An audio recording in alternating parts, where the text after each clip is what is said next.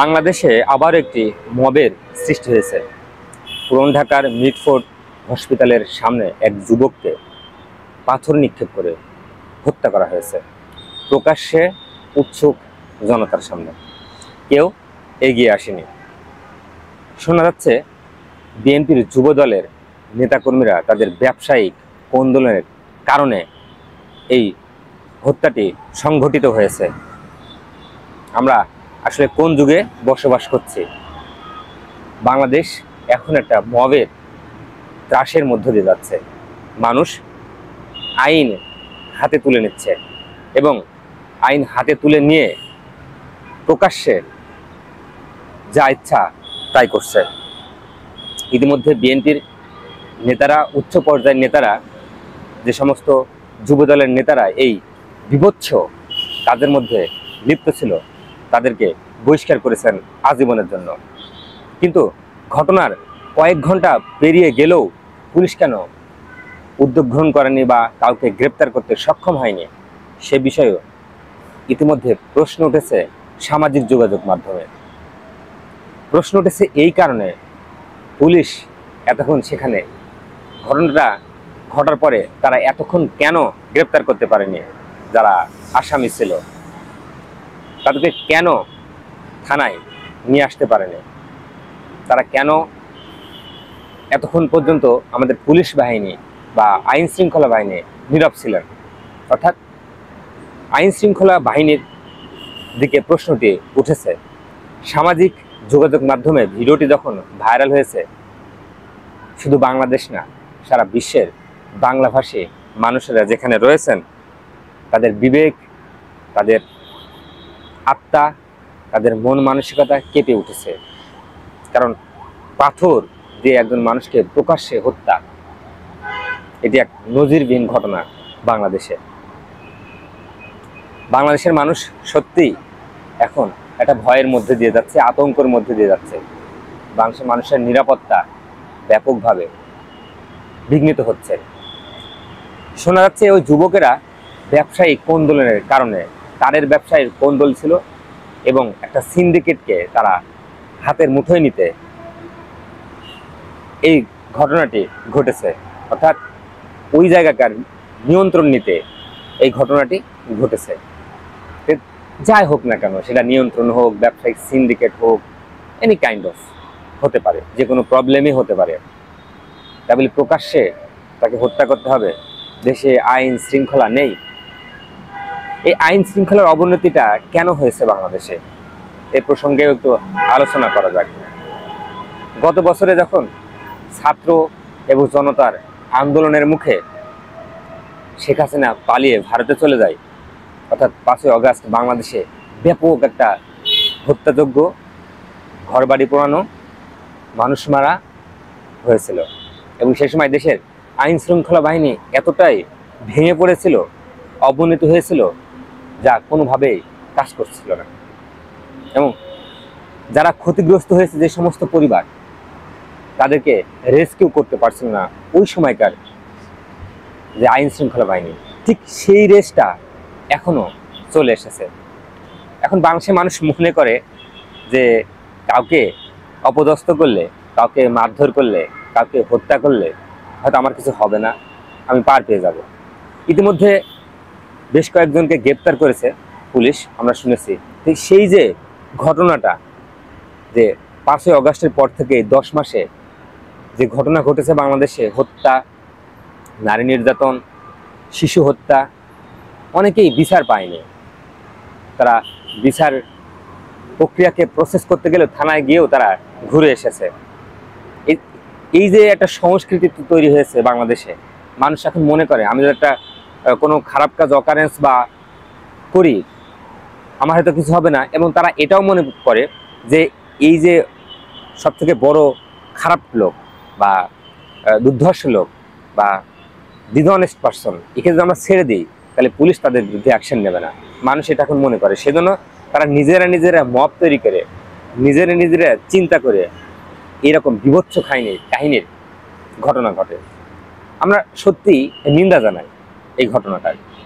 একটা মানুষ যত বড় অপরাধী হোক না কেন, তার আইন পাওয়ার অধিকার রয়েছে। সে আইন পেতে পারে।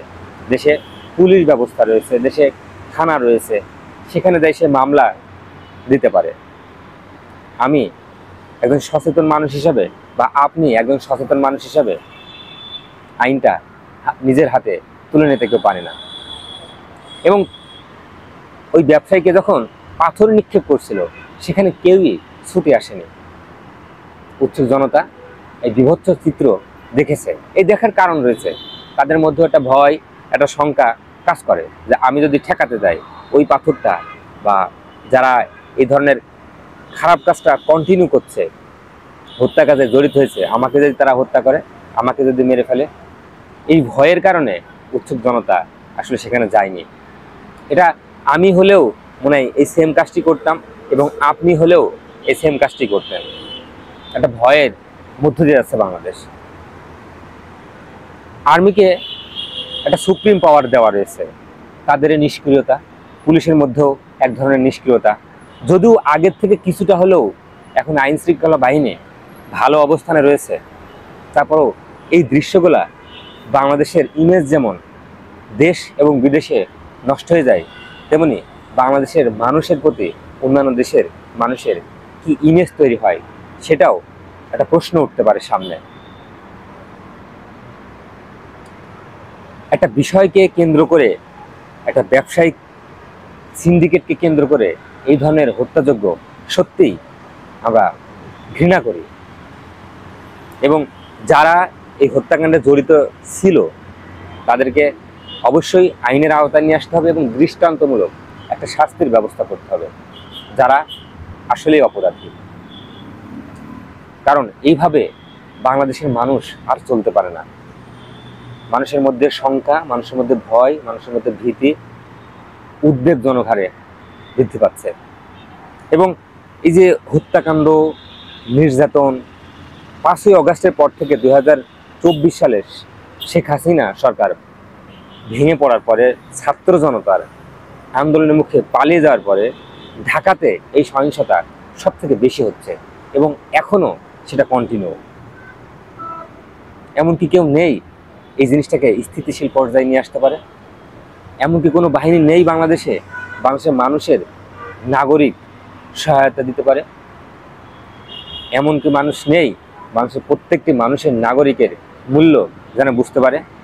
আমরা পুলিশ বাহিনীর কাছে, আমরা র্যাবের কাছে, আমরা সেনাবাহিনীর কাছে আমরা প্রার্থনা করি তারা এই ধরনের যে বিভৎস কাজকর্ম হচ্ছে তার আগেই যেন এইগুলাকে রুখে দেয়, এবং তাদের আইন শৃঙ্খলা বাহিনী এমন একটা সিস্টেমের মধ্য দিয়ে বা এমন একটা কাজের মধ্য দিয়ে চলুক, এমন একটা প্রসেসের মধ্য দিয়ে তারা কাজ করুক, অ্যাক্টিভ থাকুক সমাজে বিভিন্ন জায়গায়, যাতে বাংলাদেশের মানুষের জীবনের নিরাপত্তা হয়। একজন মানুষকে প্রকাশ্যে হত্যা অত্যন্ত দুঃখজনক। আজকে আমার পরিবারের হয়তো এটা হয়নি, কিন্তু যার পরিবারের হয়েছে সেই বুঝছে এই জ্বালাটা কতখানি বেদনার, কতখানি কষ্টের। কে তাদের সংসারে আজকে হাল ধরবে? একটা ছেলে দেখলাম, একটা মেয়েকে দেখলাম, তারা কাকে আজকে বাবা বলে ডাকবে? এবং এই চাঁদাবাজি এবং এই হত্যাকাণ্ড আমাদের দেশে ব্যাপক মাত্রায় বৃদ্ধি পেয়েছে। এই চাঁদাবাজির কি শেষ হবে না? মানুষ কি ব্যবসা বাণিজ্য করে খেতে পারবে না? কারা চাঁদা নিচ্ছে? তাদের বিরুদ্ধে কেন অ্যাকশন নেওয়া যাচ্ছে না? যে দলেরই হোক না কেন, যে মতেরই হোক না কেন, যারা চাঁদাবাজি করে, মানুষের জীবন নিয়ে আসলে খেলা করে, তাদের একটা দৃষ্টান্তমূলক শাস্তি হওয়া উচিত।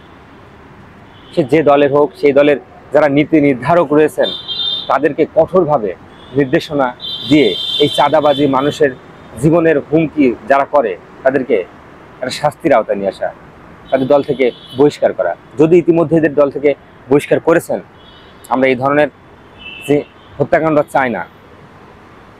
বাংলাদেশে এখন রাজনৈতিক একটা ইমব্যালেন্স তৈরি হয়েছে, অর্থাৎ যেহেতু আওয়ামী লীগ এখন নেই, যখন একটি সংসারে 5 জন মানুষ থাকে, যখন 3 জন মানুষ সংসার থেকে হারিয়ে যায়, ওই 2 জন মানুষ কিন্তু বেপরোয়া হয়ে ওঠে, যা ইচ্ছা তাই করে। ঠিক তেমনই এখন হয়েছে। কারণ পলিটিক্যাল পার্টিগুলো থাকলে সমাজের মধ্যে একটা ব্যালেন্স তৈরি হয়, কিন্তু সেই ব্যালেন্সটা এখন ভেঙে গিয়েছে। যেহেতু আওয়ামী লীগ সরকার পালিয়ে গিয়েছে, তারাও এদেশে অনেক ভুল কাজ করেছে, তারাও মানুষকে গুম করেছিল, নির্বাচনটা ঠিকঠাকভাবে দেয়নি, তাদেরও অপরাধ রয়েছে। আমাদের রাজনীতি, আমাদের সমাজনীতি, আমাদের ব্যবসা নীতি, যে নীতিতে আমরা থাকি না কেন, তার যে কাঠামো থাকে, তার যে মূল ধারা থাকে, সেটা থেকে বিবেচনা করা উচিত এবং সেই মূল ধারার মধ্যে থাকা উচিত। ক্ষমতা, শক্তি, পাওয়ার এগুলো সারাদিন থাকবে না। তো যা হোক, যে হত্যাকাণ্ডটি হয়েছে বাংলাদেশ সহ সারা পৃথিবীর মানুষকে নাড়া দিয়েছে। আমরা এই ধরনের হত্যাকাণ্ড চাই না। প্রকাশ্যে আর একটি হত্যাও বাংলাদেশের মানুষ দেখতে চায় না। এবং যে ফ্যামিলিটি আজকে ক্ষতিগ্রস্ত হয়েছে, তাদের পাশে আমাদের দাঁড়ানো উচিত, তাদেরকে দেখভালও করা উচিত। তারা কি করবে? তাদের একটা ছেলে, একটা মেয়ে, ছোট মানুষ তারা। এই ধরনের বিভৎস কাহিনী আমরা আর দেখতে চাই না। আমরা একটি সুন্দর সমাজ চাই, সুস্থ সমাজ চাই, সুস্থ মস্তিষ্ক চাই, সুস্থ মানুষ চাই, সুস্থ ধারার রাজনীতি চাই, সুস্থ ধারার বাংলাদেশ চাই, সুস্থ ধারার পড়ালেখা চাই। সবকিছু সুস্থতার মধ্যে দিয়ে আমরা চাই। এবং সমাজে একটা ব্যালেন্স তৈরি হোক, সমাজে সবার প্রয়োজন রয়েছে এমন তৈরি হোক। এবং আমার যতটুকু আমি পাওয়ার খাটাতে পারি, যতটুকু আমার অধিকার রয়েছে, তার বাইরে যেন আমরা না করি। এবং কেউ যেন আইন নিজের হাতে তুলে না নেওয়া হয়। আইন তখনই নিজের হাতে তুলে নিতে চায় মানুষ যখন দেখে যে এই লোকটাকে যে ছেড়ে দেয়, এই কালপিটকে যদি ছেড়ে দিই, তাকে তার শাস্তি হবে না, তার বিচার হবে না, তখনই মানুষ আইন তুলে নেওয়ার চেষ্টা করে। আমরা সবাই মিলে বাংলাদেশকে একটা সুন্দর বাংলাদেশে নিয়ে যেতে চাই।